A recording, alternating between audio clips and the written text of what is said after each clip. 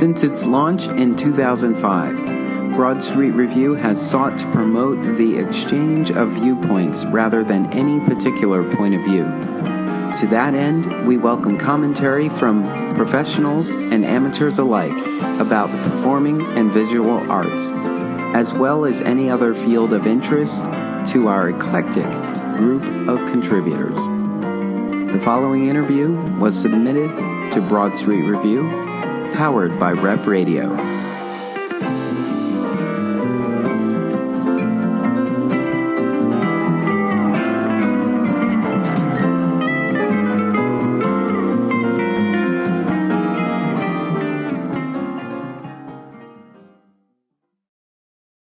I want to welcome you all to the University of the Arts. My name is Neil Kleinman. I run the Corso Center for the Creative Economy here. And it's a pleasure to have you here and a pleasure to be host for this particular event, which is an important and exciting one to talk about. Having said that, I promised I was only going to talk for 15 seconds. I want to introduce Sid Schechter, who's the publisher of Broad Street Review. Thanks, Neil. I became the publisher of Broad Street Review last summer with a unique challenge: how to make Broad Street Review as viable financially as it was editorially. Most of you know Broad Street Review as the go-to place for reviews and commentary about arts and culture in Philadelphia. Each month we post about 50 articles and have 30,000 visitors to our website. What you may not know is that since Dan Rottenberg launched Broad Street Review in 2005, a private foundation pays for all the part-time staff and freelance writers. Only about 5% of the funding comes from individual followers like you. In order to keep pace with the growth of the Philadelphia art scene, we must find new revenue sources, and that's my mission. We've already had some successes. We recently received a public-funded grant from the Philadelphia Cultural Fund, as well as grants from 2 other private foundations. Tonight's event presentation is another step, the launch of Friends of Broad Street Review. Admission tonight is free due to the assistance provided by Neil and the Corso Center. And in future events, we're going to make them private to people that are members of the Friends of Broad Street Review. And it'll be free with anybody who's making a donation to Broad Street Review. Hope you can join us tonight in making a donation. We accept them in the lobby. There's a few arts venues that have tried that, and we're attempting that, to not charge for admission, but just ask for donations that are voluntary for any amount that you want. So that's the end of the commercial. I want to thank Neil Kleinman for hosting us tonight. And I'd like to introduce Wendy Rosenfeld, our editor-in-chief, who's going to lead the discussion tonight. Thanks.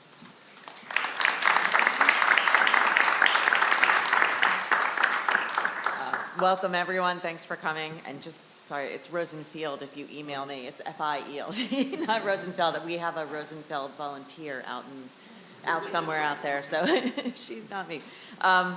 But thank you all for coming. I'm so glad that we got such a nice audience for this. And I know a lot of artists in Philly are wondering how to make ends meet. Broad Street Review is, as well, as you can hear from the funding model we're trying. So we have a really ridiculously qualified and versatile panel here. So I'm going to introduce you all, and then I know you all wear several different hats. So I'd like you to say, a little bit about your work, but also where you get your funding currently. So here, John Orr, the Executive Director of Artreach, and I'll just go down and then I'll come back to you. And Valerie Gay, who's the Executive Director of Art Sanctuary. Who's next? Amy Smith is the co-founder and co-director of Headlong Dance Theater and faculty of Headlong Performance Institute. And Greg Maughan is founder of Philly Improv Theater. And Kyle Smith is a composer, director of content at WRTI-FM, and a writer for Broad Street Review. So welcome, everyone, and starting with you, John. How do you make ends meet? Cool. Welcome, everyone. Thanks for coming out. I like being first because they all have to react to whatever it is that comes out of my mouth.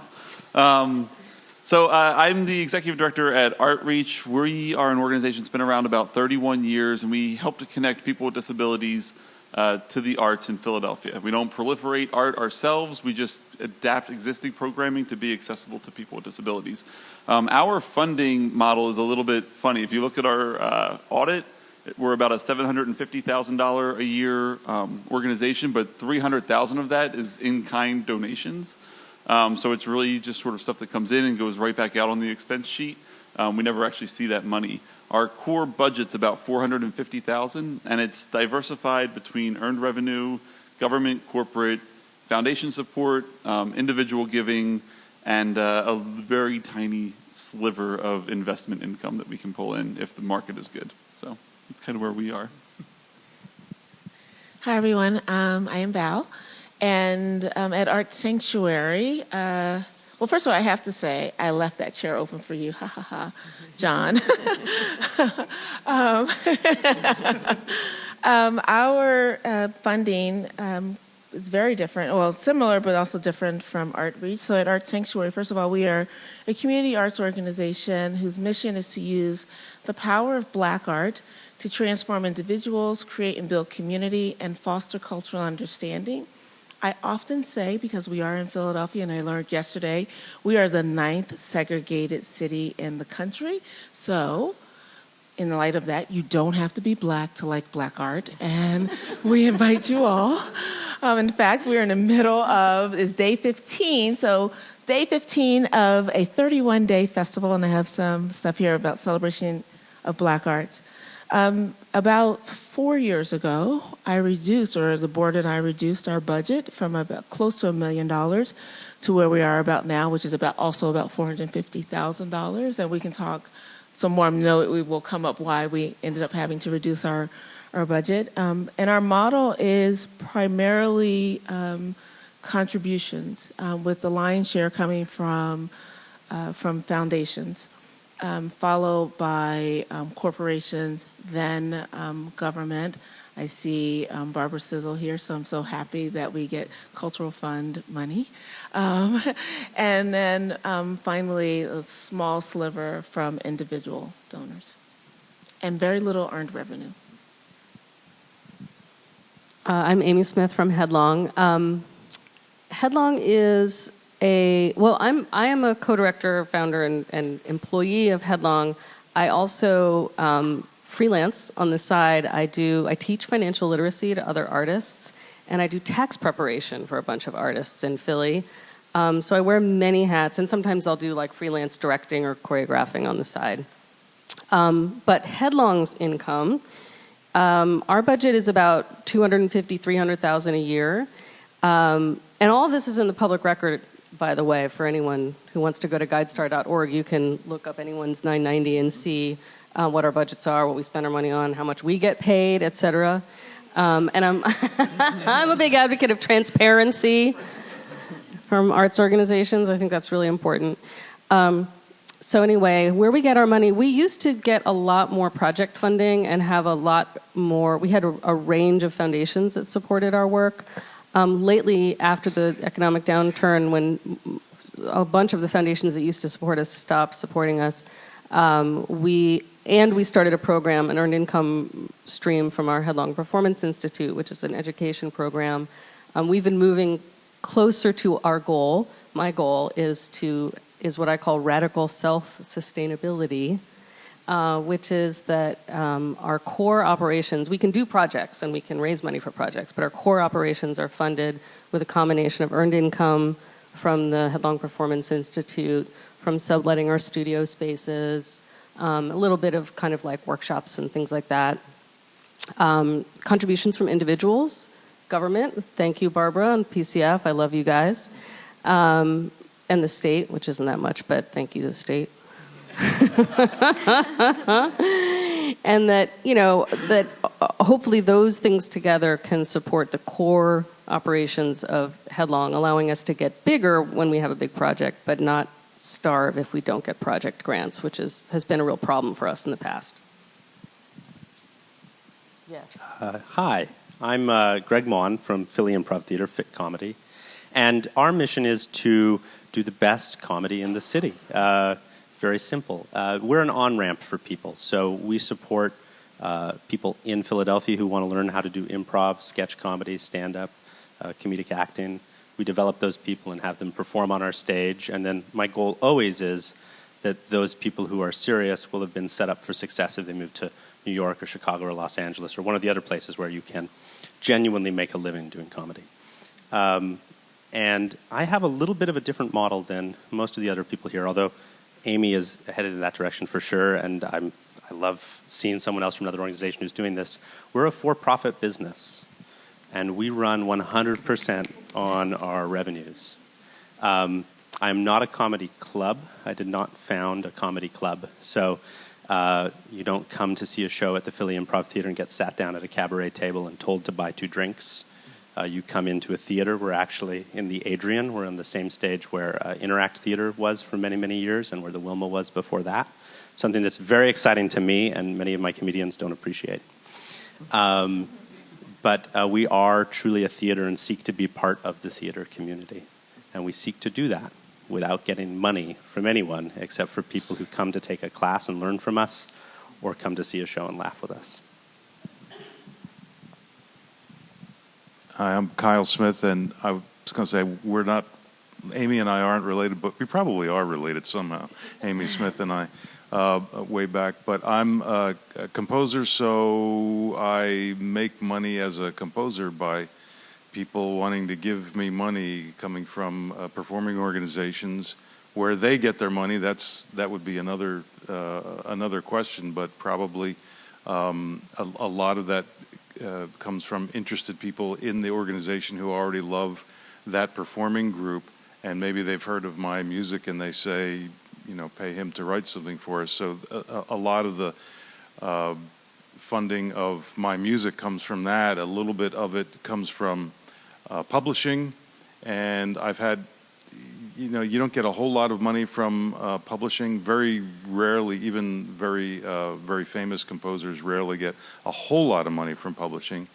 Obviously, bigger names get more, but the publishing world has changed a lot in the last generation. So more and more composers own their own stuff and either self-publish or are in collaboratives and so a lot of my music now is in a composer-run distribution house, and so I make some money that way.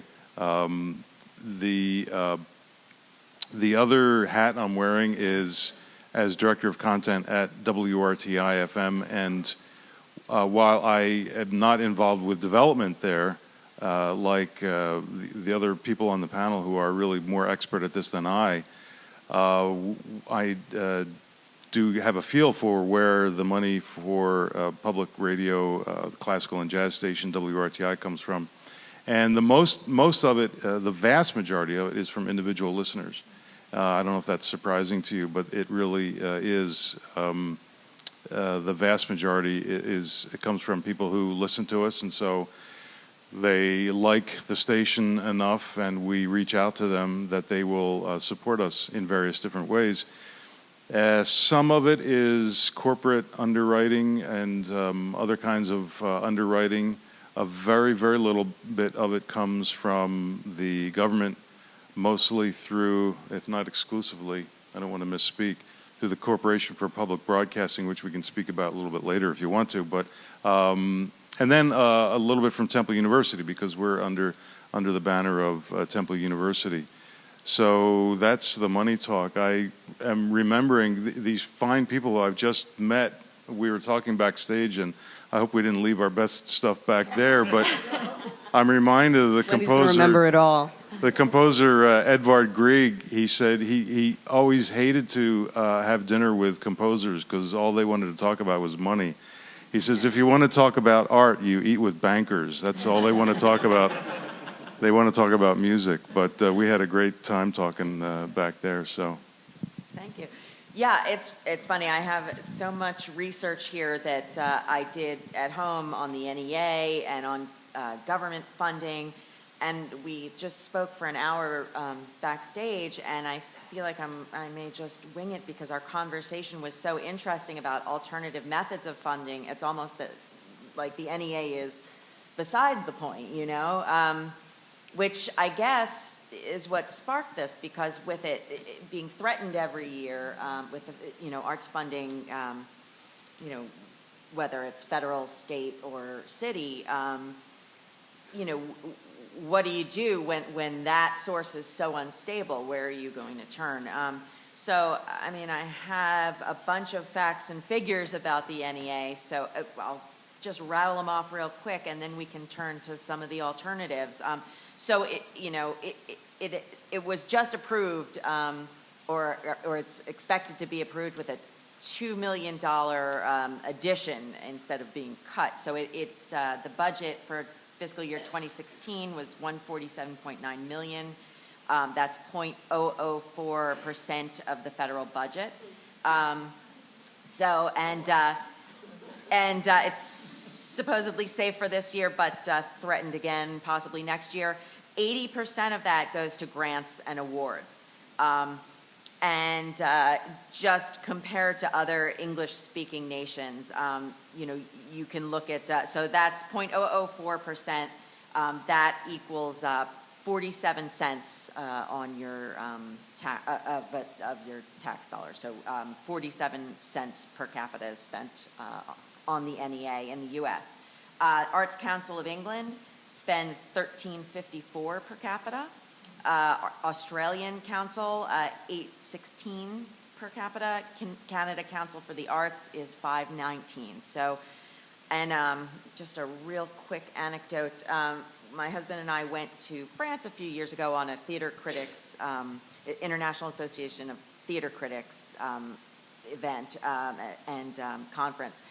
And we went to these theaters who were putting on, you know, their own, this one theater in Normandy put on its own production of Godot, and then it was moving to another theater, and I said, oh, well, so where do you get your funding?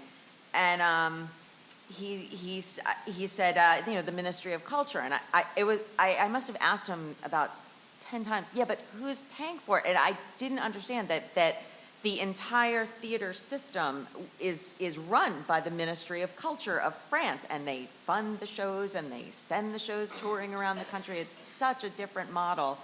And so it's really interesting to see sort of the way that we value arts in the U.S. And the way that arts are valued in other countries.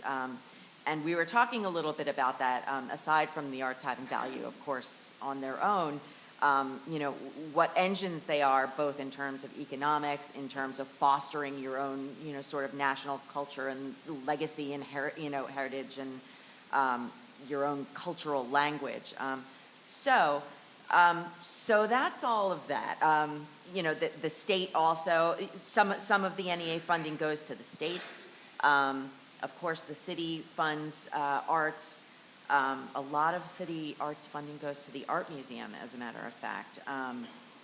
But what we were talking about was completely sort of beside the point of federal funding and where we're looking now for other models. So I know that one of the things that you brought up was the movement away, you know, another sort of patchwork way to fund is through foundations. And there has been sort of a move away from general operating funds to project-based funding. And we were talking about how difficult that is to make it work. And so would you like to talk a little bit about that and sort of how that has helped and or hurt some of your organizations? Oh, I'm not going to answer the question. I have another question, just so we can know who we are. So you guys know who we are. So we want to know who's in the room with us first, before we start answering some of these questions, right? I don't care. So, but I'm actually interested. How many people here work in the arts, works for an arts organization, or is an individual artist? Wow, great. So yes, absolutely, wonderful, wonderful. So of those folks who just raised your hand, how many of you actually receive funding from the NEA? Okay, so not as many, right? Okay, so of those who just raised their hands, how many of you, your NEA funding is 25% or greater? Okay, maybe one person. Okay, great. Yes, you do win. I wish I had a prize, so sorry. Because I really wanted to actually set a different frame for us. So we've been talking a lot about the NEA, and the NEA is so important. But for most of us, the NEA is not, the funding that we receive from the NEA is not making or breaking us, right? And so while it's definitely super important, for me, the narrative needs to change a little bit as we talk about what's happening on the ground in Philadelphia. And certainly we also need to be out there championing not only the NEA, but the state funding and the city funding, certainly. But I think for me, this question, and sadly, I don't remember your question, but the question is really about this model about how we can change the funding system and how we can better support our own community. And which is why I'm so grateful that you have both Amy and Greg on this panel too, to really start thinking, and Kyle actually, to really start thinking about how we move away from the traditional arts organizations to something that is much more self-sufficient. Now, Amy will answer the question. Can I just say something about the NEA too? About San Francisco, that San Francisco offers $30 million for arts funding from hotel taxes. Yeah. Philly offers $3 million in arts funding. Barbara, am I right about that? Is Barbara here? Yes, yes. Yeah, I was in San Francisco recently, and my friend Wayne Hazard, who runs Dancers Group there, I'm pretty sure it was $30 million, and ours is $3 million, right? But that's... But that revenue source. But it comes from a hotel tax, and our hotel tax goes to the tourism board, you know, the billboards that talk about how awesome Philly is, so more people will come visit us, which is because of the arts. So, you know, I guess that's valuable, but I think, you know, a bigger investment from the hotel tax for the arts community would make a lot of sense, and we should advocate for that with city leaders. But I also just want to say in reference to the NEA, lest we forget, I think it was like, I read an article that 30 or 40 years ago, if you correct for inflation, the NEA's budget was about twice what it is now. And the NEA used to support individual artists until the NEA 5 moment when Jesse Helms and other conservative legislators decided that the art that the individual artists were making was too scandalous for their conservative sentiments, and rather than trying to determine, which of these artists should we support, which should we censor, who's like too gay, too radical, too queer, whatever, they just stopped funding individuals. So that's just heartbreaking. And you know, I went to this experimental dance school in Europe, and a lot of my friends there who were dance artists were going back to their home countries where they would be supported as dance artists. Having received an advanced degree in dance and performance, they would just get a salary from their government. And if they got sick or gave birth, they would keep getting a salary from their government for being an artist. And it was like, that was just mind-boggling to me. And to them, they were like, oh, you have to get a job to support your art practice? They couldn't understand that model at all. So there's, I just wanted to jump in with that. Sorry, so I was going to jump back in with what Val was just saying. It's not so much the NEA, right? So if Artreach lost their NEA funding that we're planning on for next year, we would lose $10,000, and that'll suck, but we'll figure out how to fix it, right? The broken model is really sort of the issue that's coming up, and it is this sort of balance of, you know, restricted giving versus unrestricted giving and general operating support. And so what a lot of arts organizations were running into, and what we're still running into, is this sort of tidal wave of restricted funding that was project-based really fueled all this innovation in the arts community, but at the same time had this unintended consequence of creating a bunch of programs that weren't sustainable over the long haul and created a lot of redundancy amongst various organizations. And so what we're kind of talking about with a broken system is, arts organizations are good at what they're doing when they're not chasing their tails or chasing the tails of funders' priorities. And funders who are interested in funding the arts for the sake of arts organizations being very good at what they do, that's kind of the support that we need to see increased overall. I think the question of who's going to pay is really how are they going to pay, and how is it going to be restricted, and how does it allow organizations to grow, also with inflation, because we get a lot of general operating support at Artreach that has been the same for the past 30 years. But how can these organizations invest in the resources and the capacity that already exists without pushing organizations to grow beyond their means? So, I'll just jump in for a second and kind of get to your original question, Wendy, about how people feel about program funds. And I will say that when I was founding the Philly Improv Theater 12 years ago, we did consider being a nonprofit, and we did consider going out for grants. As an improvisation-based organization, you go and you sit down with someone who might give you a program-based grant, and you say, well, we'd like a program-based grant. And they say, great, what play are you going to do? Mm-hmm. To which we respond, well, we're not sure yet. When will you know? Well, when the show starts.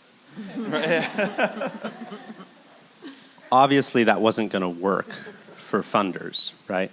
And so that was a large reason that we didn't go that route. Now, if funding had been available for general operating or capacity building, it's entirely possible I'd be sitting here having a completely different conversation with you. And I think the other thing about my decision when I made it over a decade ago was that as I looked around, I saw other friends or other organizations who had started and come to be reliant upon one particular donor in their infancy, or one particular grant that maybe had a limited duration of a few years, and they ended up becoming organizations that lasted for the length of that donor's interest or the length of that initial grant. Not necessarily because their ideas didn't work or their art wasn't good, but simply because somebody got bored or somebody wanted to fund something else new. And to me, that was a terrifying thing. I also felt that the nonprofit model kind of reinforced an idea that you did not need to make a profit or should not even attempt to, and left people pretty disempowered, thinking that they shouldn't try to sustain themselves. And so that was something I wanted to move away from. I wanted to run a business as though it were a nonprofit, something which has been not very profitable for me personally, but something that I believe very firmly in, that you don't have to be a nonprofit to do good, and a nonprofit or a foundation that makes nonprofit grants doesn't inherently do good just by having that status. And I wonder if, if in some ways the NEA is contributing to this broken system by requiring matching funds for its grants, right? Is that, because then, they're giving you $10,000, but you have to match that, right? So the big secret with the NEA is, at least from Artreach's perspective, is that we have to match the funds, but that's generally a pretty easy thing to do because NEA is not barking down our door trying to find out what funds we're matching with. Okay. Yeah, I would say, and unfortunately, the funding from NEA is so low that matching $10,000 through earned revenue that I can pull up is easy enough. Right. Well, yeah, I was surprised actually to learn that the NEA requires matching funds. And yeah. Is that new? Is that a new? I don't think it's because new. They say that it says that every NEA dollar invested returns 9. So apparently, if you get NEA funding, it's sort of used as a base to entice other funders. Right. Yeah, that makes a lot of sense. I mean, you have to jump through a lot of hoops to get an NEA grant. You have to be forward thinking, right, for certain parts of the funding. And then also the idea of the match, right? So, it especially if you're a new organization, to go to a funder and say, hey, we have met the requirements that the government would give us money and we need to match it. That's a pretty easy ask. But in terms of matching, has been my experience. So we Be an Art Sanctuary, in partnership with Opera Philadelphia, in 2012 received a $50,000 or $100,000 grant from the Knight Foundation, and it was a match, $1 to dollar. So we actually had to raise the money in order to get the money, right? And maybe it was 50, no, it was 100. I'm forgetting now. But the fact that we had partnered with another organization made it a lot easier. But I know some people who've gotten those grants and have had a hard time raising the dollars to match it. And so, I mean, I could argue on either side of that, like whether or not it's valuable or not, or how how hard it is. But it makes sense from the point of view of you want other people to have skin in the game, and to Greg's point, it in some ways can reduce the tendency of having just one funder that's being the sole donor to the project or to the organization. Yeah, and I'm just warning, I'm gonna talk a lot of shit about funders tonight because I have a lot of opinions. And there's a lot of things about the funder-artist relationship that I find really problematic, the kind of infantilization of the artist that is often going on in that relationship, and the lack of trust that funders demonstrate by requiring us to jump through so many hoops and the kind of reporting requirements, even when, as a nonprofit, we have a board providing fiscal oversight and an outside accountant coming in and auditing our books every year. We put all those numbers up in the CDP. There's all these layers of protection that they have and should acknowledge as being protection enough from us misusing their funds, and yet they still make us jump through all these hoops. But that said, I'm still grateful for the many, many, many, many grants that we've gotten at Headlong. And one of the things that I think the matching grant trend is a trend, and it'll die out like all trends do eventually. But I think one of the things that it's pointing to is something that I am grateful for with funding, which is when you get a grant from a notable entity like NEA, which is a national grant, or in our case like Creative Capital or the MAP Fund, a national grant gives you a kind of, it's a marker of success.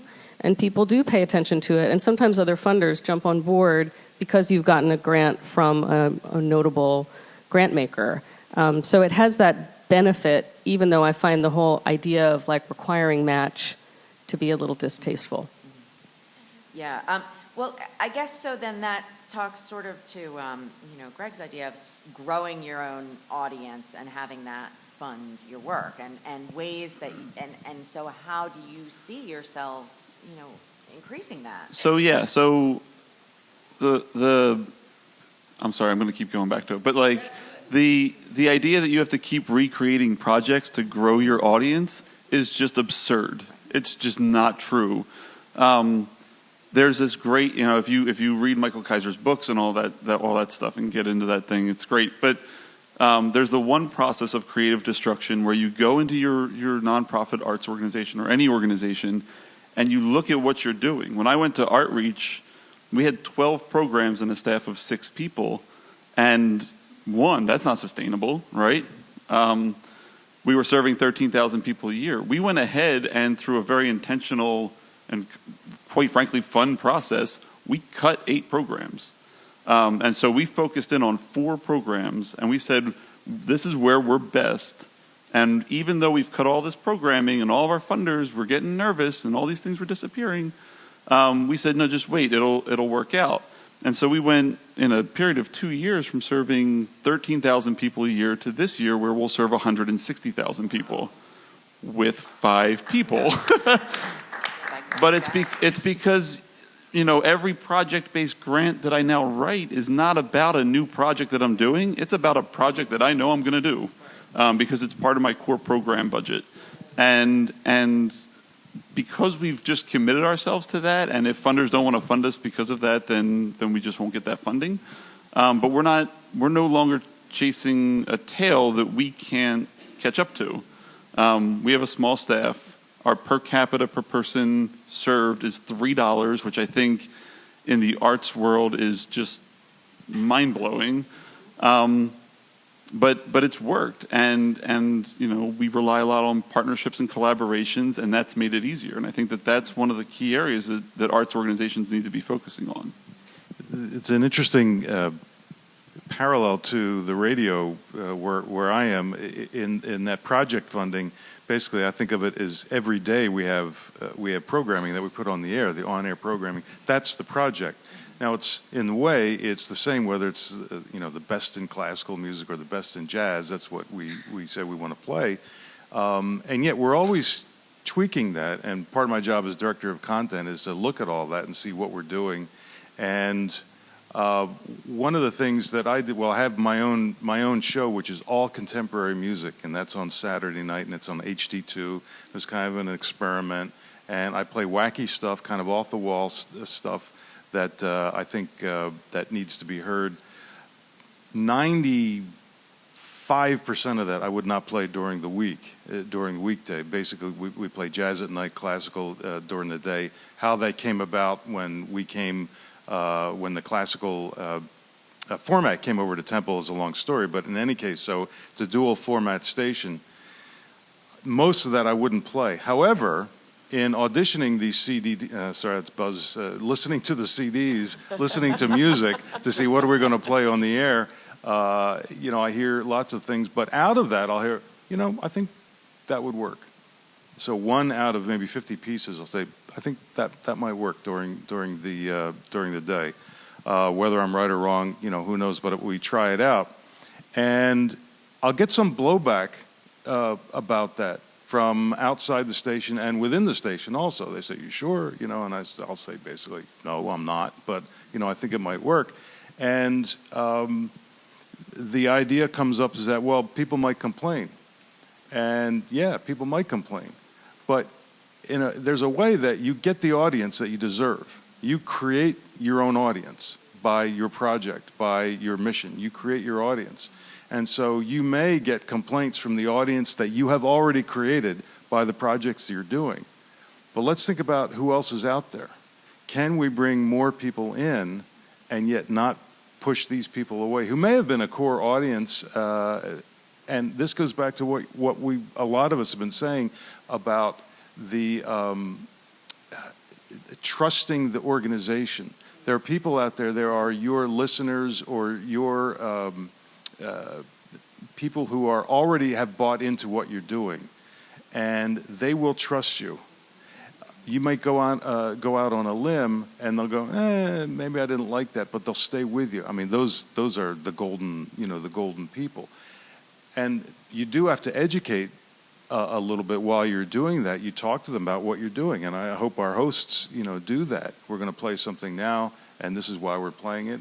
And people really, one of the most amazing things I learned from being, working at WRTI is that people really like it when you tell them a little bit, not a whole lot, a little bit about what you're doing, and they really will buy into that. We get complaints and we get praises, and one of the things I love doing is I love handling those. If you write to the comments section on our website, I get those, and I'll answer you.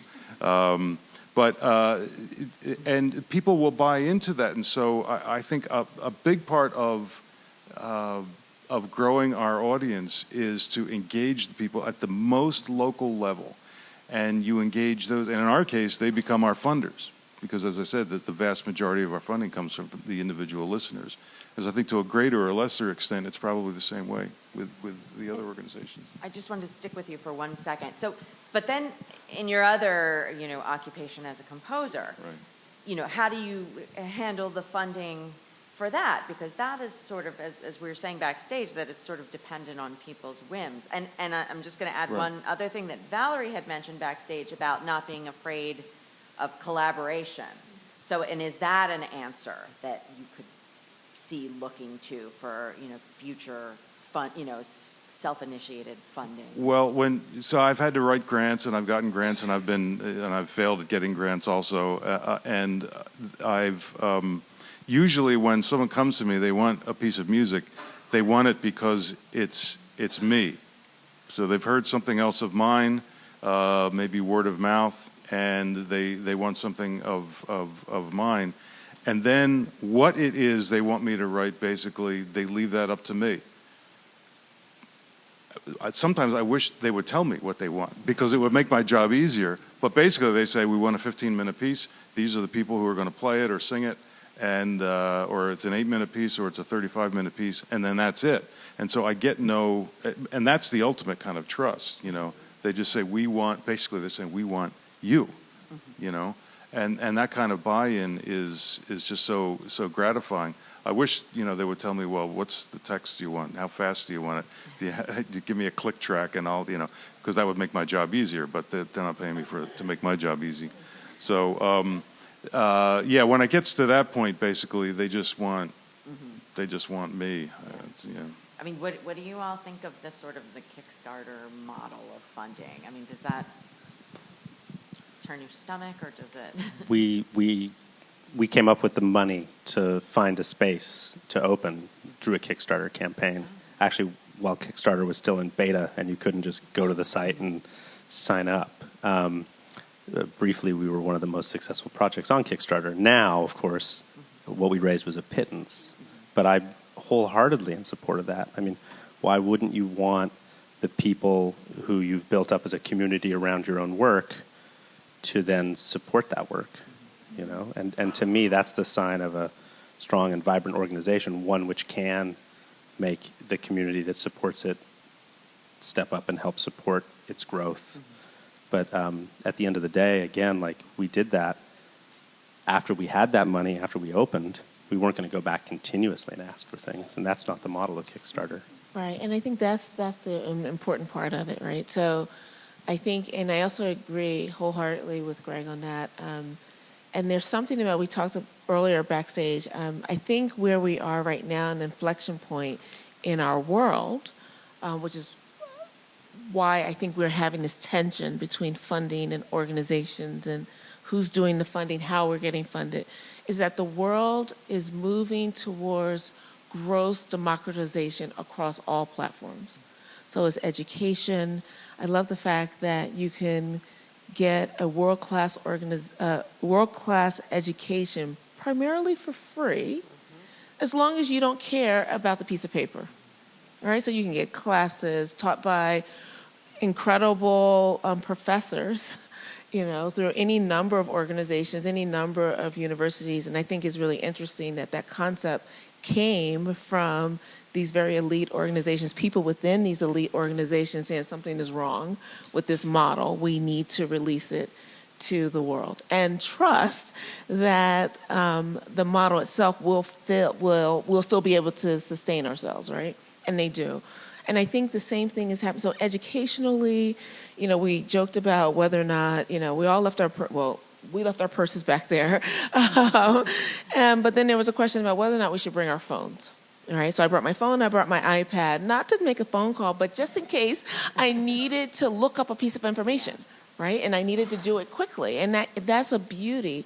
And if we can figure out a way, I think, to co-opt some of that and apply it to our organizations and to our systems writ large, I think that we can be, we would better be served, our entire community. And we're seeing it happen all over the place.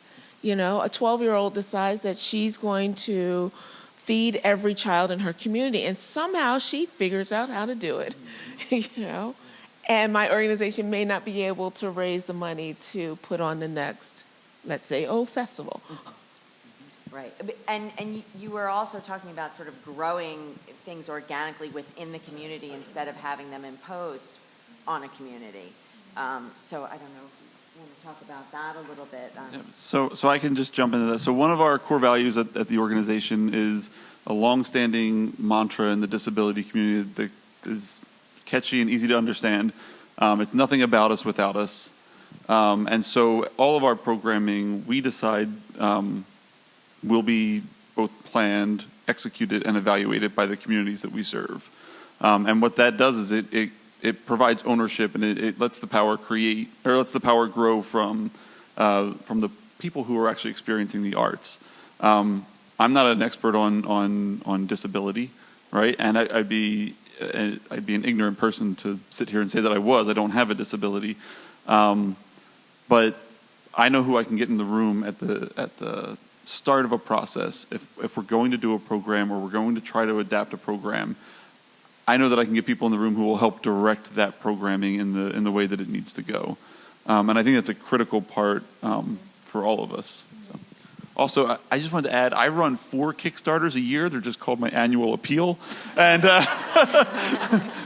they're not that great either. So. I was going to say the same thing, because we, the public radio stations, we do 4 fund drives a year, and XPN and HYY do them also, and everyone hates the fund drive, and inside the station we feel the same way about it that you do. However, one big surprise is I couldn't believe there's research that shows how many people actually like fund drives. They're much more than you think. But one great way, what they are is you spend however many days. We had a short one, just 5 days, 5.5 days. Whether it's short or long, you're spending all that time basically telling your audience what it is you do. And it really focuses your attention. Now, you got to find 18 different ways to tell them that, but you have matching funds, which is, that's not a gimmick. In a way you might think it's a gimmick, but people actually say, I'll give you this money and you can put some of this aside for a matching fund, because that does get people's attention. Now, if that's all you did, they would lose. So you're putting all you're mixing all these things, putting all those into the mix. But the idea of a Kickstarter, I hadn't thought of it until now. That's what we're doing. We're actually going to the people who use our services, and we're asking them for money. That's just ridiculous. People in commercial radios, it's just the most ridiculous thing ever. But we do that, and it seems to work. It's only 4 times a year, right? Right. But what also, Kyle, you just mentioned 2 things. So this time, and then in your previous comments, it's about education, right? Yeah. And I think that's the importance of all of this, right? So, you want people, for example, to come to Headlong and to be immersed in the performance, but they're not going to do it unless they're the what's the word, adventuresome, right? Right. The artistic adventuresome people. But then once you explain to folks, like, you may not know, or improv, you may not know what you're going to get. I'm not going to tell you what you're going to get, right? Like, that's part of it. And for us to really educate our audience, is my experience that the more we educate our audience about things, the better. I used to be in an academic environment, and every year I would have to go in front of our entire collegial assembly. So all of the monthly, actually, all of the professors and staff of the college, and I would have to make an appeal to them, and I was a fundraiser. And in the beginning, people used to, they thought it was funny. It was funny once, and then it wasn't funny. That when they saw me coming down the hall, they would grab their purse because I was a fundraiser. It's funny, right, the first time, but imagine every day, several times a day, it's not funny. Or they would look at me like when they would shake my hand, like literally I had just greased their palms, or it was horrible. And I couldn't figure out why they were acting this way. And then until it dawned on me, they didn't really know what I did. Right? They thought, like, some of them said to me, oh, you eat and drink for a living, and you ask people for money. Well, while that's technically true, there are some other things that go into that. And once I started to educate them on why it was that we needed to ask for money, why I needed them as employees to actually give, it changed everything. When I said to them, we start our fiscal year on July 1st, and on June 30, we end our fiscal year. And it doesn't matter how much money we've raised on June 30. Come July 1st, I'm back to 0. And it's a what have you done for me lately kind of job. And it's a thankless job. And not for nothing, I'm not raising money just to be raising money. I'm actually trying to do the things that you need to get done, whether it's scholarships, or I'm trying to help you fund that project so that you can do the research to get that seed money to really get these other grants. Literally, by the time I left, we, and I'm so proud of this, I was in the College of Education at Temple University. We had the largest group of professors and staff members who actually gave back to the university for very specific things. They created their own fund, and they decided what they wanted to give the money to, and it was incredible, you know. And we're talking in, you know, the business school and the medical school and all these things. We were just a little college of ed, and these folks actually got it. And so what I think, and it's the same thing with the work that we do. When people know what it is that you do and how it's connected, and you're not going to reach everyone, but for those people who have the predisposition to be interested in and be curious, I think education is key. And that's what those fund drives do, and why Kickstarter is great. Go ahead. Yeah, and I wanted to reiterate something I said back in the room, is that we keep talking about like what the funders can do for us, I don't think in any way, shape, or form the arts organizations are off the hook. I think that there's a very close examination that arts organizations have to do in how they spend the funds that they receive, whether they're restricted or unrestricted, because there's a lot of redundancy in the field, and there's a lot of work that different organizations are doing at the same time, and they're sort of taking funds that could be used in a collaborative way, and they're sort of whittling down the pool of funding overall for the arts in the city. So arts organizations have a responsibility too. Yeah, I love that idea of collaboration as a way of sort of pooling funds. I mean, I think that's really a brilliant way to reach new audiences and, you know, and reach new, new funders. I mean, I think it's a great point. And I also wanted to ask you, did you have something to say, Kyle? No, okay. I also wanted to ask you just a sort of self-serving question. So what role does arts coverage play in your receiving funding or arts journalism? And I'm just, you know, when I was looking through the NEA stuff, they in the past year or so, they've funded 82 projects in Philly, and just Broad Street Review alone has covered 32 of those. So that's sort of an example of how, you know, first of all, their funding work in the community spirals out and creates jobs, but also, you know, how does that affect you? You know, does the press make a difference? Does it not make a difference?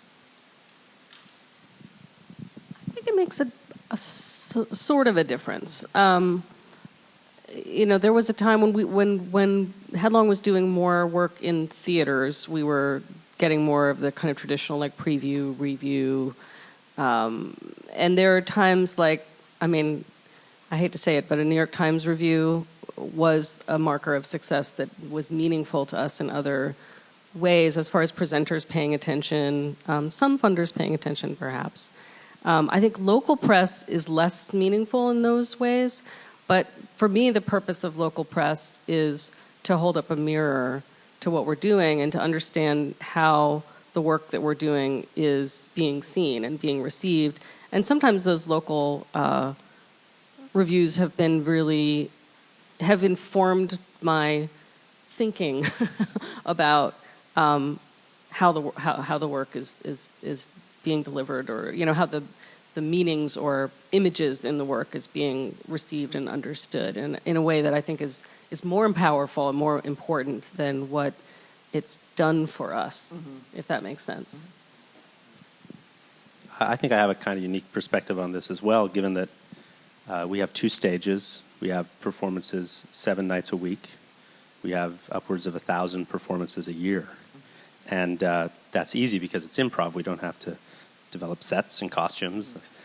But that means that also the revenues that we rely on to support ourselves, because we don't get outside funding, we can live and die sometimes. We're in a cycle of living and dying almost week to week or month to month.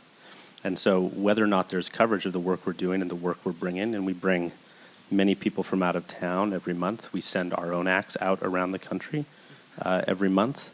That press coverage really does matter in a very immediate and real way. We know that if the Broad Street Review, gives us a pick or writes about a show, there will be more people at it. And that does sometimes also influence the work that we choose to do. We do ask ourselves very hard questions about, well, which particular niche might this project or this show appeal to, and how do we let that niche of people know so that they'll come?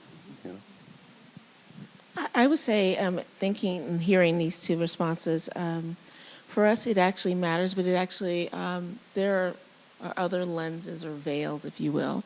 So being a culturally specific organization, and much of our work actually happens in some of the most under-resourced communities, who often don't see themselves in the media. Or if they do see themselves in the media, it's usually in a negative context, right? So I can't tell you how important it is for someone from the communities that we serve and the communities that I live in to see myself or someone from our organization either covered in, in a newspaper. The Philadelphia Tribune, for example, is huge for us. And, when our community, WURD, is very, and these are two Black organizations. One is 130 years old and the other is 12 years old. And they are inserted in our community and as a way of continuing to promote and tell the stories that often the community that I serve, again, does not, they don't enjoy generally. So that's the one lens, and it's very important. The second lens, though, so I will then be very broad-based with a broad stroke with everyone else, right, is also very important because then it also provides legitimacy, if you will, for our community, culturally specific organization to the majority community, right? And says, oh, I saw you guys. I saw an interview in the Broad Street Review, or, oh, I saw you guys on Channel 10 the other day. Those kinds of things. So it creates legitimacy. And I think it's, I just think that is so important. And there are just so many other layers of issues that, and communities that we have to each break through. So Artreach was just on the cover of the Philadelphia Inquirer, and that was awesome on Saturday. Little teeny tiny little photo. Bigger section in the local section. But I think for us, the press is really, so there's a few things. One, social media is great with press articles now because you can push that as far as you want to push it. For us as a small organization, it's really exciting whenever we get noticed by the press and they mention us anywhere. And it's a huge boost for just the staff morale and just the work that we're trying to do because we feel like we're always going uphill. The one downside to press exposure that we always run into, though, is because we're so focused on partnerships. That story on Saturday, though it mentioned Artreach pretty prominently, was more or less about the Pennsylvania Ballet, right? Or when we did, the Martha Graham Cracker Full Access show, which was so fun, but it was mostly about Martha, teaching people sign language in the audience. So we get, as a smaller arts organization, we get really excited when that press is happening. But again, we also kind of get lost in the shuffle when we're partnering with one of the larger arts organizations somewhere in the city. And Kyle, I would say, so you write columns, right, for Broad Street Review, and that's sort of an artist having. I mean, do you do that just sort of for your own edification, or do you find that that's also a great? I mean, that also has an impact on your, composing work. Do you more, does it build your audience? Like, do you feel like, it's an artist as entrepreneur, like it's one aspect of that you? It does help, but you can, you have to blame Dan Rottenberg for this, for getting me into writing columns. Because all I do is I write about me composing stuff, because that's what I know about. And I kept thinking that you weren't going to let me do this, but you keep letting me do it, and so I thought it would be just interesting for the readership to hear a working artist write about his or her making art. And so even if it's basically about eating at a restaurant in Phoenix, I make it somehow about composing. But and little by little, it's one of those incremental things that we all find, like with social media. So if it comes out Broad Street Review, and then I share it to Facebook, and I share it different places. The one that I just wrote was I wrote a theme song for the radio station because we have a top of the hour ID. This is WRTI, your classical and jazz station, and it was always just someone reading that. But I put music behind it, and I thought, well, I've never done that before. Maybe people would be interested in that. So we shared it from Broad Street Review. We shared it on the WRTI Facebook page. And all of that, well, for me personally, those kind of things, it keeps you just kind of in the mix of things, so people see that. What that does, I don't know. I mean, if someone is on a grant panel somewhere and they say, oh, Kyle Smith, oh, he's that guy that does this, that, or the other, I have no idea. For the radio station, we have, I guess the flip side of that is, I mean, we kind of write articles. We don't do really reviews or anything like that. But the flip side of that is when artists come to the station, and because they come all the time because they're playing with the Philadelphia Orchestra or they're in town for some other reason, and that can get a lot of traction. The great saxophonist Benny Golson was in town because he had just written a book, and he was going to be speaking at the Free Library for the author series, the great series that they have. But he came by the station and he was interviewed, and we put him on our Arts Desk feature. Well, we have in one of our hallways that fantastic, famous photograph, The Great Day in Harlem, that was taken back in the late 50s with all just the greatest names of the greatest jazz players. Well, Benny Golson is in that picture, and he was in the station. And so I got out my he was about to leave because he was done with Susan Lewis. I'd interviewed him, and so I got out my iPhone. I said, Mr. Golson, could you I always say Mr., I don't presume, but he just called me Benny. I said, Mr. Golson, please, could you stand by the picture? Could you point to yourself? So I took that picture, and that just blew up Facebook for us anyway, because it was him, and it was just like I had this stupid idea, and I didn't know why I didn't think of this later, because I knew for a week that he was coming, and just at the last second he was about to get on the elevator, and so that kind of stuff, it gives us. We put that on Facebook. Our listeners see that. It makes us seem, here's the flip side of this, it makes us seem that we matter, that we're actually in the community, and Benny Golson comes to see us. So that must be pretty good. So it's so funny because Philadelphia is so small, because that same evening, right before he went on at the Free Library, we also have a small podcast that is in partnership in collaboration with the Free Library.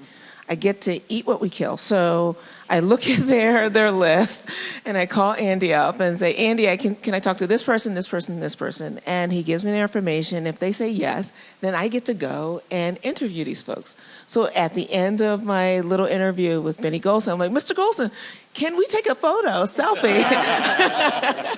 Yeah, and it blew up my face because he's like this, I was also just thinking about when you were talking, I was remembering another role that Broad Street, this is kind of turning into a commercial for Broad Street Review, which is...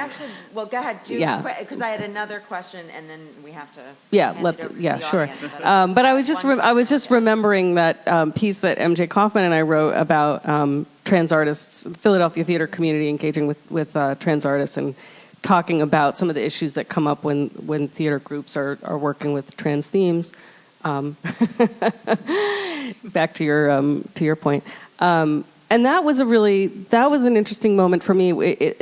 In that case, Broad Street Review wasn't playing the role of critic or reviewing a work of art that I had made. That was Broad Street Review was kind of creating a platform for conversation that I think was really helpful in advancing the conversation in our theater community about a specific issue. So it played that role.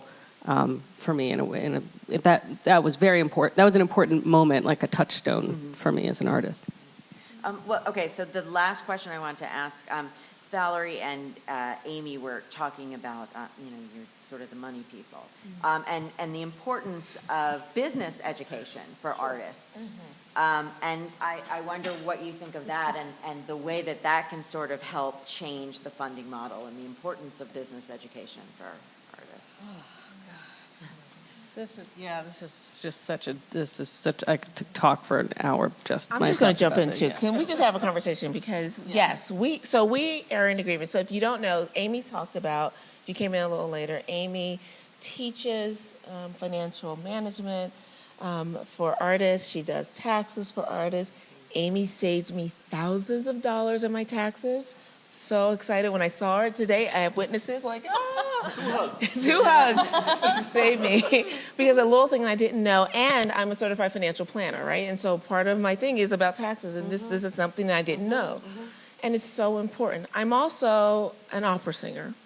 I graduated from University of the Arts, but I've gone to Peabody Conservatory at Johns Hopkins, and my master's and postgrad studies are from Temple University, and I'm a performing artist. And if it weren't for the fact that I became a banker and learned about finances and became a certified financial planning, there was not one class that I had in art school that responded to me having a life as an artist that I could take care of myself financially. And I believe there is absolutely economic viability in the arts, all around the arts, but specifically as artists. And I was left to my own devices to figure out how to do that. And I'm grateful that schools, and UArts being one of them, I'm so grateful for the Corso Center, that artists and schools are now starting to take up the mantle and see their responsibility in educating artists holistically, including being a business manager for yourself, not relying on someone else. We have all seen and heard of all of these horror tales. The same thing in sports. I believe every artist needs to take at least an entrepreneurship class, because at some point in your lifetime, you are going to be managing your finances, you're going to be managing your artwork. Ask Kyle, right? And so that's really important, and that money and business doesn't have to be this strange or dirty thing, and that you can be an incredible artist and still be able to handle your finances. It's just important. So now you talk. Yes, you've said it all. But yeah, I'm weirdly self-taught in these matters. I went to a liberal arts college. I majored in dance and religion. Two of the most marketable majors. Add opera to that, and there you yeah, go. That's right. And I never learned anything about money management. But I did have I had early day jobs where I learned QuickBooks and Excel in the for-profit world. And my grandfather was a tax attorney, so I give him a lot of credit for kind of helping me feel empowered to educate myself about issues around money. And it's become my personal mission to help other artists improve their financial literacy so they can have sustainable lives as artists. And it's a real source of frustration for me that art schools, any schools, like the fact that 18-year-old kids are signing on the dotted line and going, $40,000, $50,000 into debt for a BFA in dance or music. It's just heartbreaking. And a whole generation of young artists is saddled with these insane student loan burdens. It just makes me crazy. Because I want to live in a world where anyone who wants to be an artist can be an artist, and not just the primarily white upper middle class people whose parents can pay their rent while they do an unpaid internship and help them pay their rent while they work a day job to support their art practice. I want to live in a world where anyone who wants to be an artist and believes in themselves and has a vision can be an artist. So that's why I think this kind of education is so important, and people learning all it's not rocket science, but once you learn the tools, it doesn't matter how much money you have. We were talking about this backstage too. You can be a millionaire or you can be making minimum wage. The principles are the same. It's still about budgeting. It's about managing your money. It's about paying down debt and being responsible with your money. figuring out how to raise it to support your art practice or how to earn it to support your art practice. I think one thing we all agree is that the nonprofit model is kind of dead. And as we move away from the nonprofit model, we're moving towards artists finding new ways to support their practice. I almost never recommend that people become 501c3 nonprofits at this point. I encourage them to find other ways of figuring out how to support their art practice.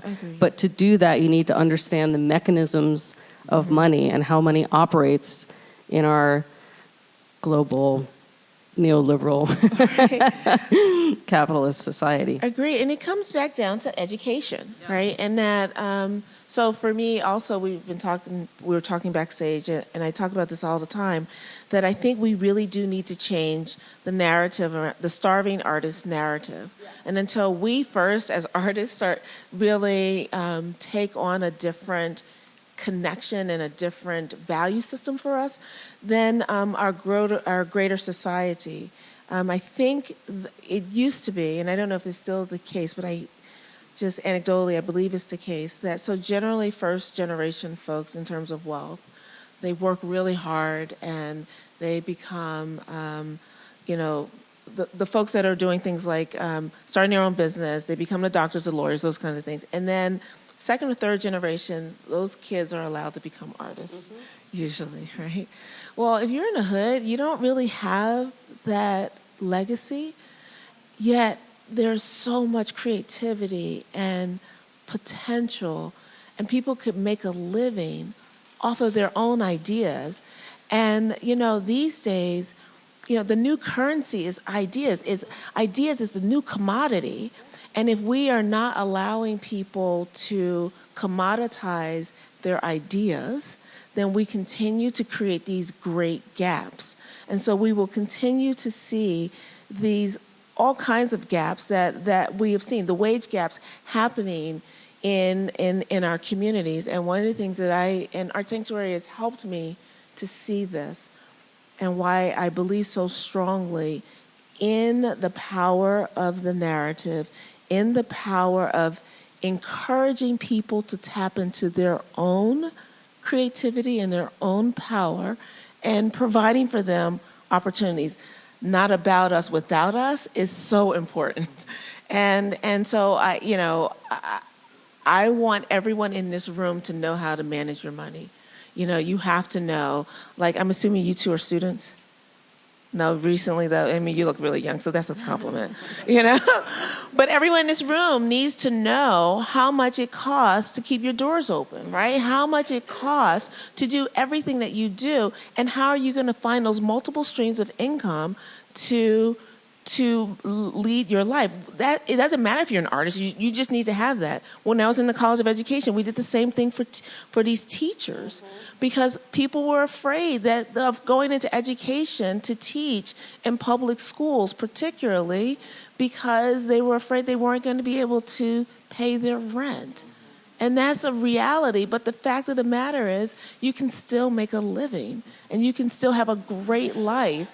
And we just need to collectively, Amy and I are going to join forces. Talk about collaboration. She doesn't know it yet, but we're joining forces. And together, we're going to change the world. But it's so important because at the end of the day, we're talking about, this whole thing is about money, right?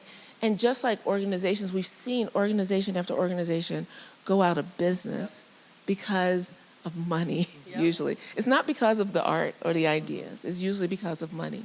And the same thing with the individuals. I want to jump in with two things now. You sent me off in so many directions, Val. That's okay. I want to give a quick, hopeful anecdote, which is that my fiance is graduating from NYU tomorrow, actually. I'm leaving to get on a train right after this. She's got a master's degree in musical theater, which qualifies her to wait. First of all, she would be thrilled to learn that her debt would only have been the number you mentioned.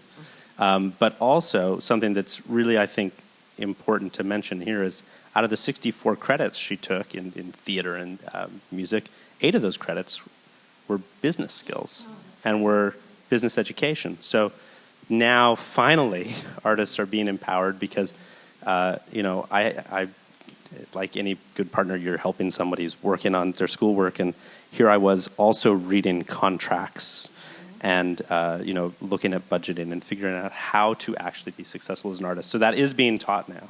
It needs to be taught more, and it needs to be taught everywhere, but there are places that are embracing this idea, which I think is really, really great. And then Val, also to your point about just access and who can gain access to the opportunity to be an artist. I think that is such a huge point. It's a founding father quote, and I don't remember who it is. I'm going to get it slightly wrong, but there's this idea that we were rebels and revolutionaries so that our parents, John Adams, so that our fathers could be lawyers and bankers, so that we could be artists and poets. And there is truth to the fact that that is an avenue which is not available to everyone.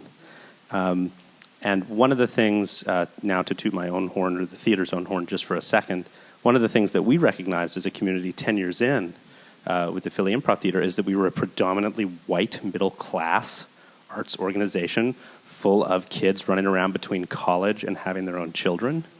And that was great, and it was wonderful, and we were doing great work. That work was not for everyone, and we were turning our backs on the majority of the city by existing in that way. And so a year ago, we made a decision, because we could, that we were going to dedicate 10% of our budget to giving away space in our classes. And classes are our main source of revenue. It's the main way we stay in business. We gave away $50,000 worth of classes. It radically changed the makeup of our community, the makeup of the work that was reaching our stage, because now people of color, women, people over the age of 40, who for us are a group that we have to do more to attract, although I know many arts organizations would love to have the problem of having a young audience. We had a very young audience, LGBTQ, veterans. We made all these scholarships available, and I didn't even have anything to do with how we gave the money out. We had a group of people who actually would be people who were eligible to receive the grants who decided who got the grants. Now, that was transformational for our organization. It also turned into $50,000 of debt. And I'm still firmly committed to continuing with that practice. But you talk about these shifts in funding models. For us to get to a point where we'd like to be, where alumni or graduate recipients of our scholarships who went through our training center then support it by kicking back small donations, a point of sustainability for that program might be 5-7 years away, and so we have to wait through that. And so this is another one of the challenges in trying to break away from those models. But I'm firmly committed to the idea, as you are, Amy, that don't start a 501c3. It's a lot of paperwork, if for no other reason than that. I guess, did you have one last? No, we're good. Okay. I'd love to turn it to the audience if anyone has any questions. Do we have a move?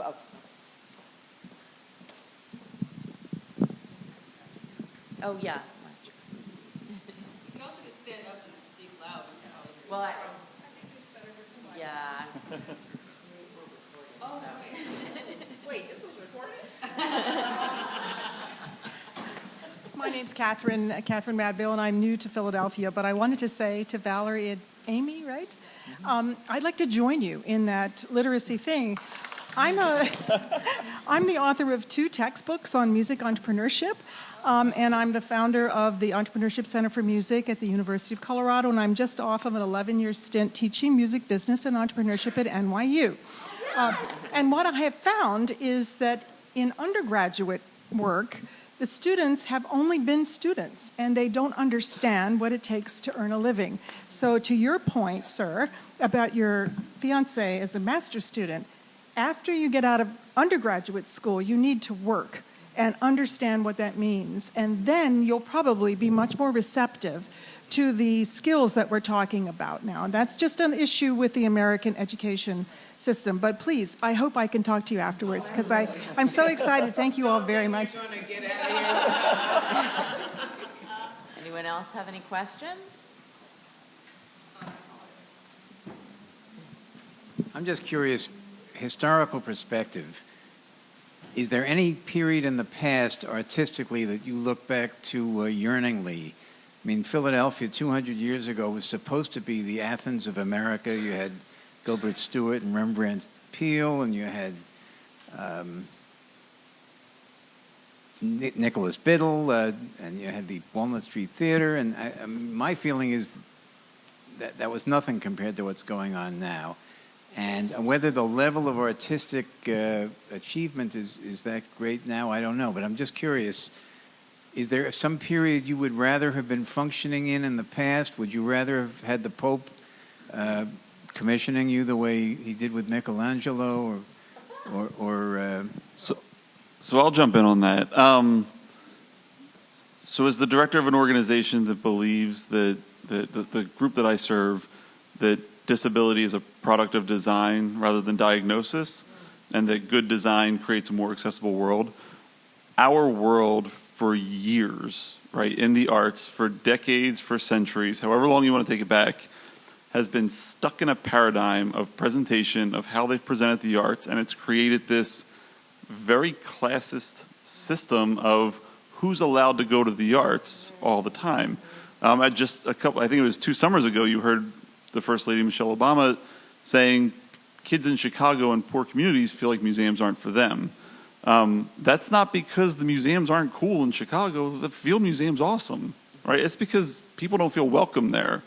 We, not to throw names out, but there's a ballet company in the city, and their executive director worked with us to make a sensory-friendly version of a very popular holiday show. To make it sensory-friendly for kids with autism.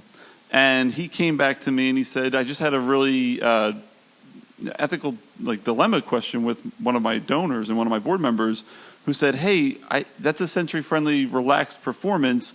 My kid doesn't have autism, but he's just really bad in the theater. So can I bring him to that show? And it was PA Ballet, and it was David Gray. And David comes to me and he goes, so I don't know what to do with that. And I said, well, maybe you should think about how the ballet has been operating for 100 years and maybe realize that even the way it's been presented isn't suiting your very own board members. And maybe that's a time for some introspection. So I think for me, I do not yearn for days gone by of the arts. I feel like they were exclusionary, that they shut people out at times purposely and intentionally. And I think that we're on the cusp of a really fucking amazing arts renaissance in this city. So, yeah. I think our arts community is awesome. Mm-hmm. We're under-resourced, but we are awesome, and we're getting better all the time. And it's almost like, in spite of being under-resourced, our arts community is both the most innovative, experimental, and most collaborative arts community I have ever encountered. And I travel all over the country teaching and talking to artists all over the country. So I believe, I'm a big fan of the Philadelphia arts community. I may sound like a whiner up here as I talk about the funding mechanisms and how nonprofit is broken, but it's not the artists or the arts community that's the problem. The arts community is rocking. We're doing great work. Agreed. And I definitely do not want to go back to the past. Definitely not. However, there's a period, and it's interesting, we opened with the NEA, and so the government, there's a period of a time where public art was infused into everything that we did, or a big portion of it. It's like the whole WPA, I was just looking at my section on the WPA. It's so amazing. And it's funny because we're surrounded by it, but it's like, in Philadelphia, how many people have gone to the Liberty Bell recently? Right? Yeah. I bet most of you are not from Philly either. You did it when you got here, right? Right? Because most Philly don't. But it took me, I had to go someplace else and actually see WPA art. Then when it's like, coming home and it's like, oh my gosh, it's there. And so that part is really beautiful. And certainly we have the Percent for Arts and our public art here. But there's something about that work, and there was something about society too.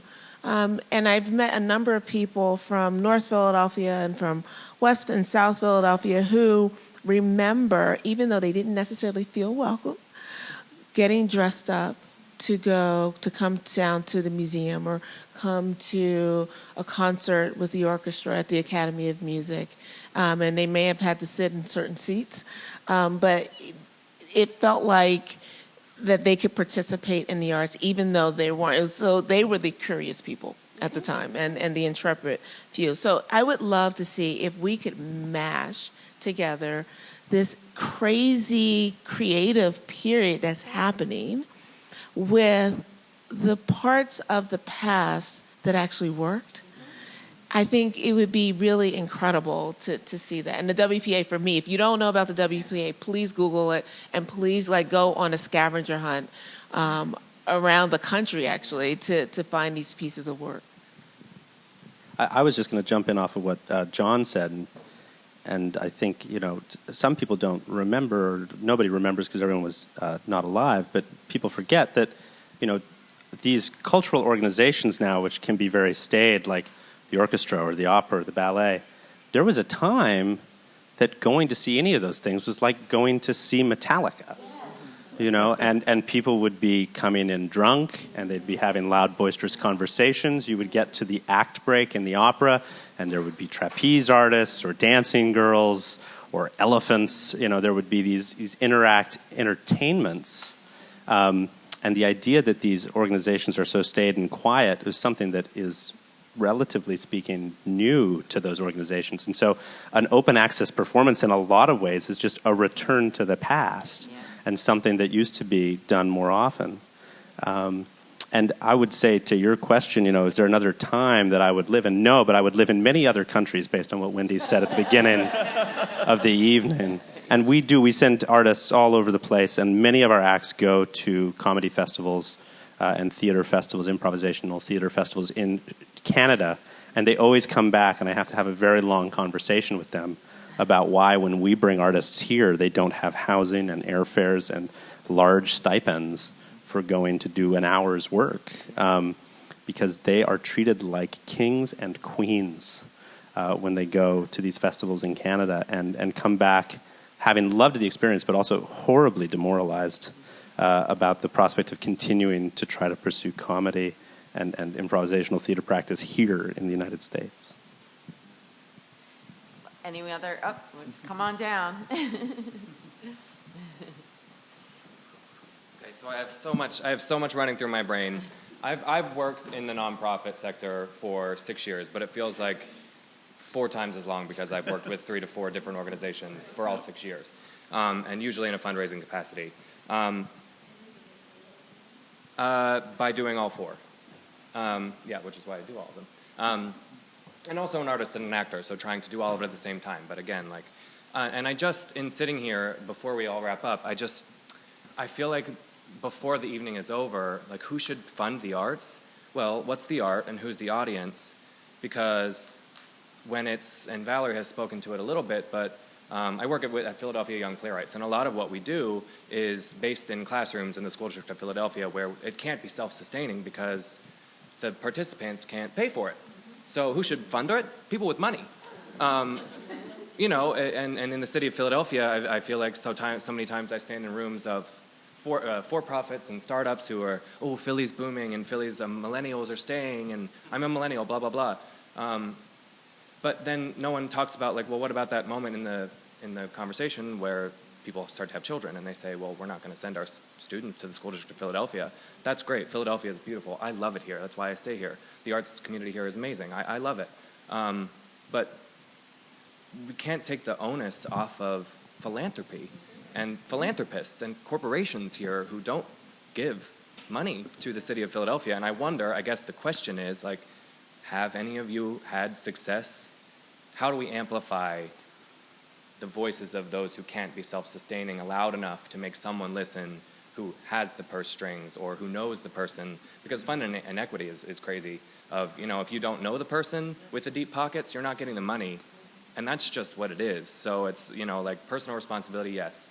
Education, fiscal responsibility of the personal organizations and all that sort of thing. But I feel like we're giving everybody a really easy off if we don't say, philanthropists need to exist and they need to be passionate and giving and open up their purse strings because there's a lot of money in the world and in this so, city. So to speak to that a little bit, and we had a brief conversation about this backstage too. You're absolutely right? So we can hear all the statistics in the world that individual giving is down by 12.5%, according to the last GPCA research that was done, right? But overall, in the city, individual giving across sectors is actually increasing. So where is all that money, and why isn't it being infused into the arts? And so, is there a problem of, one? I mean, there are some big families that left the city, right? So there's just money that got sucked out of the arts. There's big foundations who changed their funding priorities. The problem, and it's a problem that my organization faces all the time, is how do we tell a compelling enough story to get that focus back onto the arts, right? We can all sit here and say that we know 100% that 43% of the reason that people relocate to another city is because of the arts and the culture that exists in that city, right? That's what's driving people to move. And if people are moving into this city the way millennials are, they're doing so because of the arts and culture that exists. Conveying that message back to them and saying, if you want to be in this city and you want to be a part of this culture and you want to be a part of this vibrant community, it's your responsibility, it's your duty to give back to that. If that's why you're here, then that's why, and that's why you want to stay here, then you have a responsibility to do that.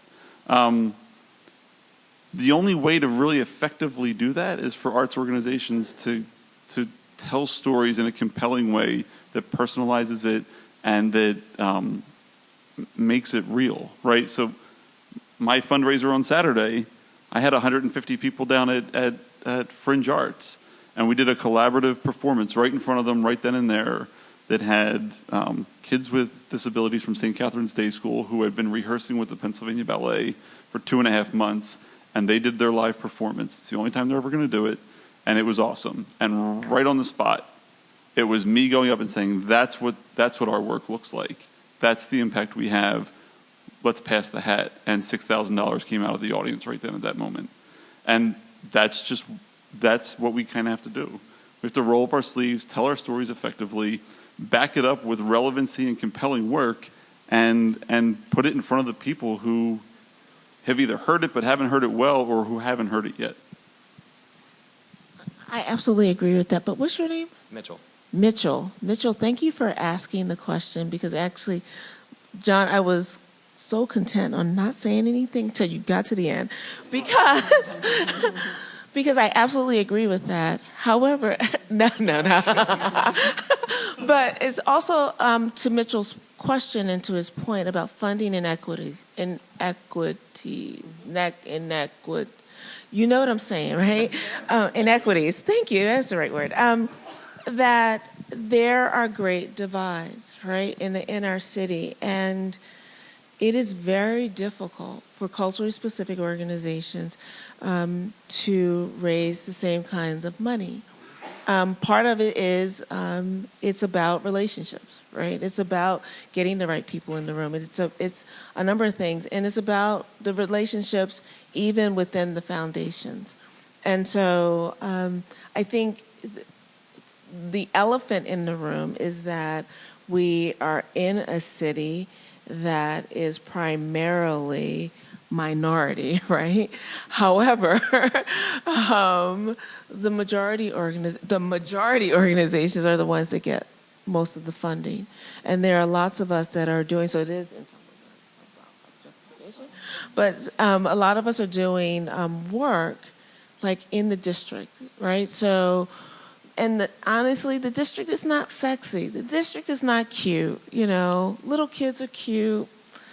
Nobody likes middle schoolers. We don't have any here, right? Because nobody likes them. But then when you add poverty on top of that, oh my gosh, and you add some kind of difference, whether it's cultural or racial, ethnicity, then you add that to it, it's not cute. And people rightfully run away from those people, but somebody has to serve them and somebody has to give money. And so I'm grateful to you for asking that question, because I do agree that is probably the elephant that is in the room that we haven't talked enough about.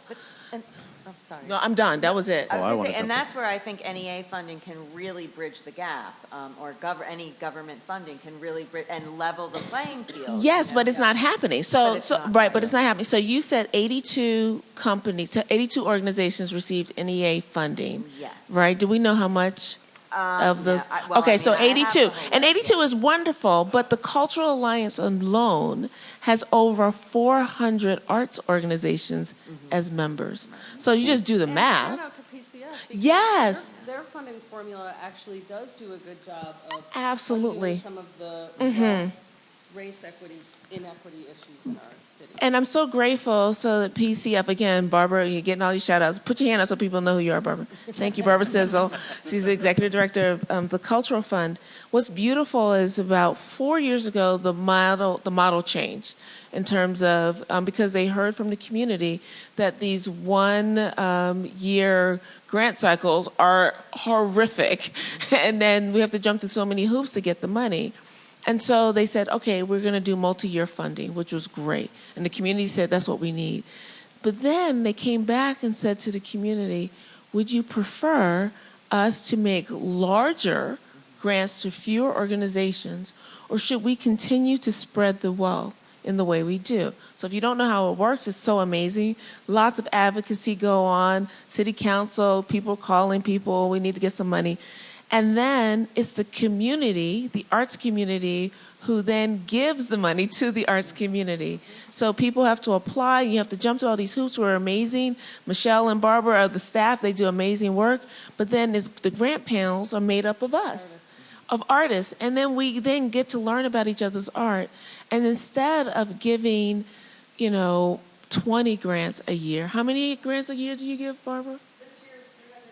Look at that. That's amazing, right? And so all of us, and then we have these amazing grant, parties where you get your check and you smile with your check. And that money, when you go in and you actually see who got what money, it is so much more equitable, right? To see that is so powerful. So that's actually where it starts. I would argue at the local level, if they could do that, that would be phenomenal. It could solve a lot of problems. And Mitchell, to your point, I just appreciate your work, and please, given the body that you're in, to have the kind of advocacy that you have, I encourage all of you to continue to talk to your friends, because I could say something and it sounds one way. If John says the same thing that I'm saying about inequity and about race and about poverty and the people we serve, frankly, it is heard in a different way. And I think we still have to continue to say it. So thank you. Great. I really want to jump in here too. So, and you literally took the words right out of my mouth, Val. But I think that PCF is an example of an organization that has changed the way they fund to actively try to address problems, and that so many other funders have not. And since last fall, I've been working, and John has been sitting in on these meetings too. And I think Val, I think I've seen everybody pretty much at these. But the Cultural Alliance has been working on a statement on diversity, equality, and inclusion, equity and inclusion. And to what PCF has done, they have actually done. That is the important thing. I came to those DEI affinity group meetings as a straight white male who intended to sit quietly and say nothing and learn a lot. And I think I did. The biggest thing I learned is that there is a small group of arts leaders in this city who are called upon again and again and again to have the first 2 hours of a conversation about how to solve a problem.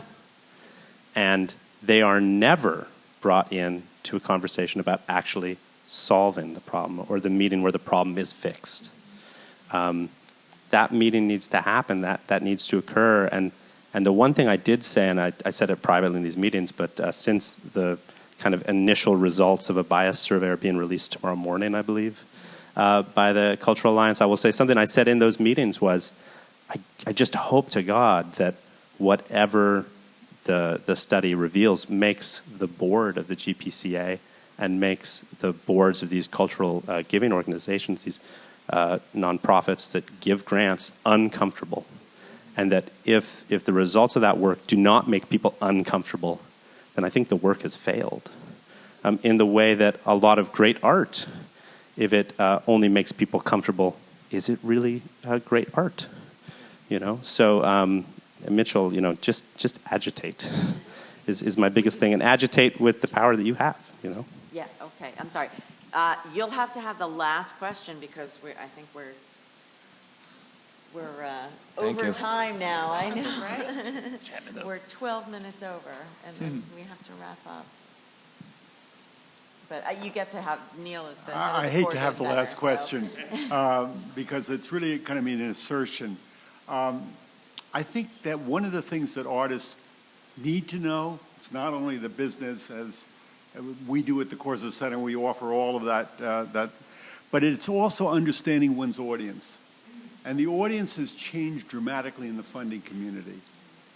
Mrs. Hamilton, who many of you know, was a great donor of the University of the Arts, and she came out of that older tradition where money was a part of her cultural investment in the larger community, really without asking for evidence in the beginning of the value of what she was giving it, because she just assumed that there was value in the arts.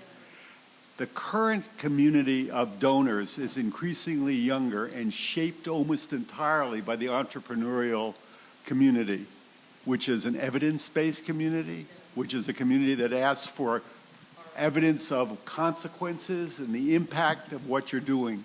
And to the degree in which the arts community doesn't begin to learn the language of that audience and how that audience is looking at the information, simply to say, we're doing great art, fund us, is not going to get you very far.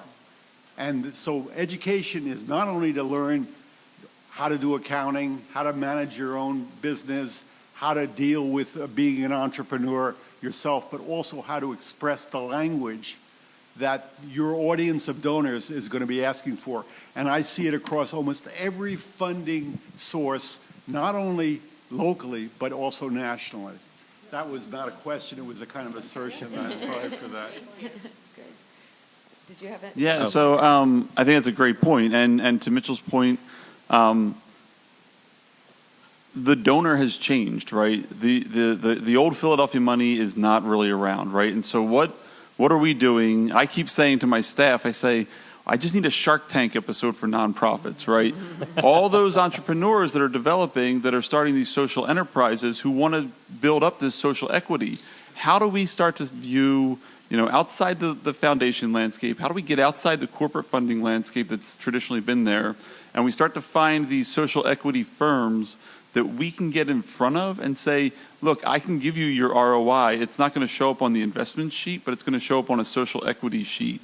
And I'll show you very quickly what your dollar invested in me will produce, because it's a pretty amazing thing. And I think if we can start to tap into that sort of new mindset of the entrepreneur who is doing, did whatever they did to get to where they were, and they have their earnings and they're set and they're good to go.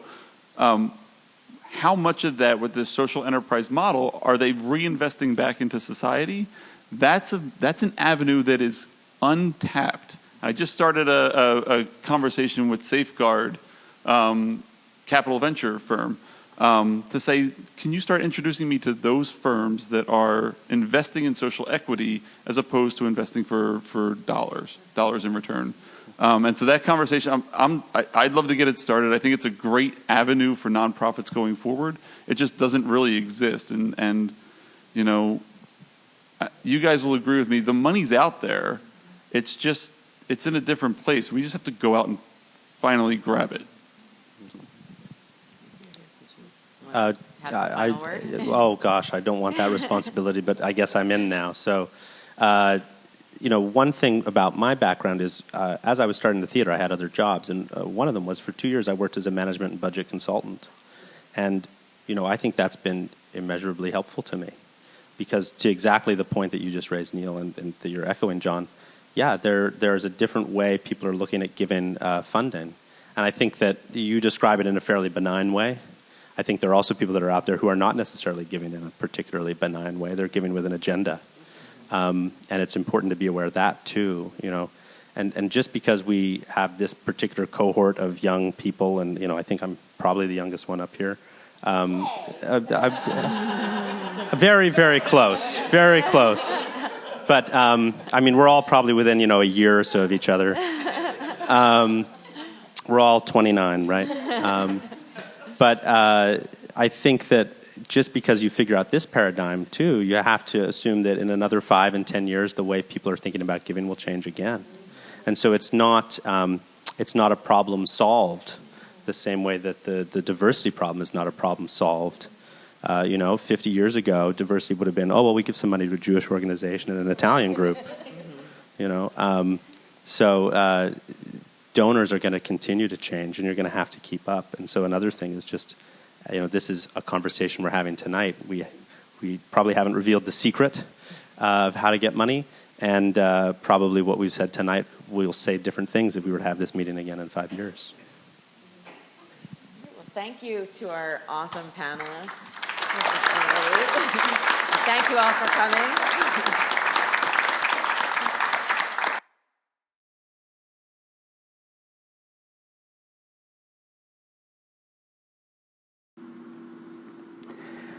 This podcast is brought to you by Broad Street Review, the website where art and ideas meet. Since 2005, BroadStreetReview.com is the place knowledgeable Philadelphians turn for honest, independent, and passionate criticism and commentary about Philadelphia's dynamic arts scene. Join the conversation. It's free. You can reach Broad Street Review online at BroadStreetReview.com. Follow us on Twitter at Broad Street Review, and like us on Facebook. To show your support for this podcast and our Philadelphia area arts coverage, please go to BroadStreetReview.com and click the button at the top of the page that says Contribute. Thank you for helping to keep the conversation going.